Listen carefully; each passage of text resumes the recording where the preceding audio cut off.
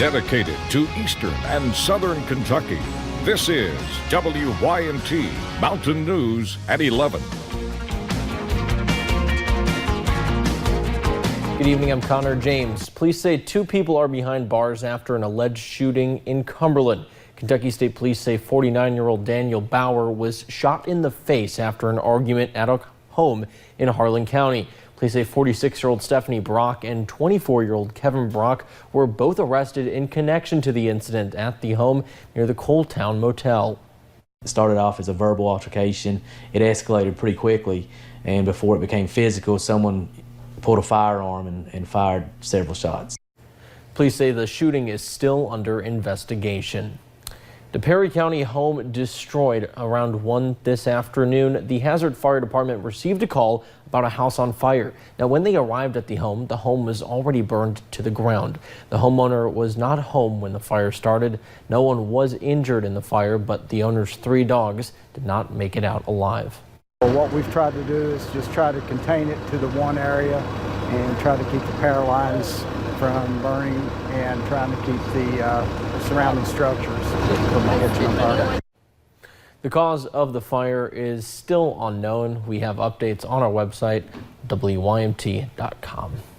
1 person is dead in Frankfort after an apparent Labor Day shooting in a large park. It happened just before 6 tonight at East Frankfort Park. We're still learning what led up to the shooting. Now, police identified the victim as 25-year-old Anthony Hendricks of Cincinnati. One woman says she was at the park practicing baseball with her family when she heard multiple shots fired and saw several people take off running. It was quick shots fired. It was like bang, bang, bang. We were less than probably 100 feet away from it. It's hard to have any thoughts. You are in a mine and you're just trying to get your kids safe. Now, police have not released any information about the shooter. We will keep you up to date on our website about this story, WYMT.com. Well, people on the East Coast are anxiously waiting to see what path Hurricane Dorian is going to take. It is currently a Category 4 sitting stationary over the Bahamas. 5 deaths have been reported. WYMT's Emily Bennett talked to a Knott County native who moved to Florida and is now helping to prepare for the storm. 6 years ago, Casey Blair was a PE teacher at Hyman Elementary before making a career change to work in baseball. My dad always raised me and my brother loving baseball, and I thought that was just a great next step. Blair now lives in Port St. Lucie, Florida, not far from West Palm Beach. First, we were actually in pretty much the direct path when they first started putting out when it was going to hit Florida.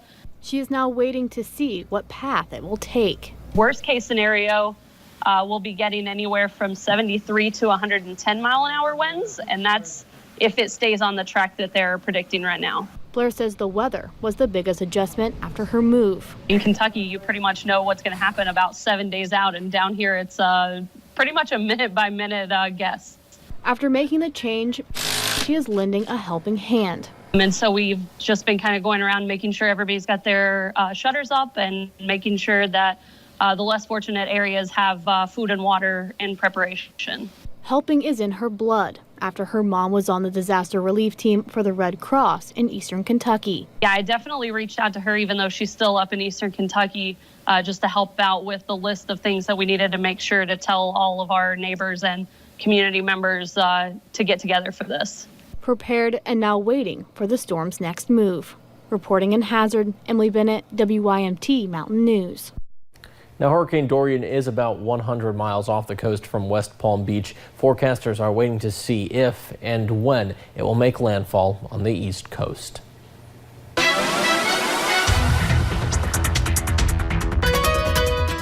And of course, we've been tracking Hurricane Dorian and will continue to track as we head into the next few days. And that's what everyone is kind of worried about, is the uncertainty of this storm. What we do know right now, it is a Category 4 hurricane at 130 miles per hour. It has been stationary over the Bahamas for the past, seems like several hours. A very scary situation going on down there. Now, will it make landfall? Will it not? That's still definitely up in the air as we head into the next few days, and I'll have more on this track coming up in just a little bit. But bringing that weather a little bit closer to home, we saw a few isolated rain chances earlier today, but overall we have been on that mostly drier side, and those temperatures into the upper 60s to lower 70s, looking at a little bit of a cool spot up into Ashland and down into Monticello as well. Rest of us right near 70 degrees, especially looking down into parts of Harlan. Now most of us will drop into about those low to mid 60s. We'll hang on to a few clouds as we head into the rest of those overnight hours, and definitely could see that patchy fog late tonight and even early as you're waking up and driving on your Tuesday morning. Now your headlines for the next couple of days, now that sunshine does continue, which is some good news. Also cooler temperatures are on the way, and like I said earlier, we'll track Hurricane Dorian a little bit more coming up in a little bit. Connor. All right, thank you, Paige. Well, a couple from Eastern Kentucky traveled to Florida to help with hurricane relief efforts. Mike and Charlene Qualls live in Ashland, but are originally from Johnson County. They volunteered for the Red Cross for about 5 years, and they're heading to a National Red Cross staging area in Montgomery, Alabama, to wait for Dorian to make landfall from there. From there, they will learn where they need to go with cleaning and food supplies. Yeah, knowing that you can help other people. So that's why. So to say, we didn't want to sit at home and do nothing, so we wanted to help, so we're out doing whatever we can do. The Qualls say they expect to be gone for about 2 weeks. Well, as Labor Day weekend comes to an end, Breathitt County continues its Honeybee Festival activities. This morning, the committee hosted a walk-run as well as a canoe race. The race was held at the Panbull Lake in Jackson, where 8 parent-child teams competed. The predicted time to finish the race was 15 minutes, but Hannah Turner and her dad Henry finished in 12 minutes and 38 seconds. I would encourage anybody to do this. This was a lot of fun, a lot of great families. This is a really good event for the city and for the Honey Festival. The pair says they cannot wait to do this event again next year. Well, since 1882, America has picked Labor Day as a day to celebrate the workforce across the country. No matter the profession or the hours, every job is important. As some people had the day off, many continued to work today, and a handful of Eastern Kentucky employees wanted to share why they loved their job so much. It keeps me busy, and I love making people happy. Brighten people's day with pretty flowers. Just getting out here in the community and making sure that everybody's safe. Helping people, helping people in time of need. From us here at WYMT, happy Labor Day to all you hardworking people out there. And if you had the day off of work, we hope you enjoyed it. And coming up at 11, Atlantic Beach, Florida is gearing up for Dorian. We'll show you how communities up and down the coast are bracing for that powerful storm. And cooler temperatures are on the way as that cold front moves through, but will we see more rain? I'll have that answer coming up.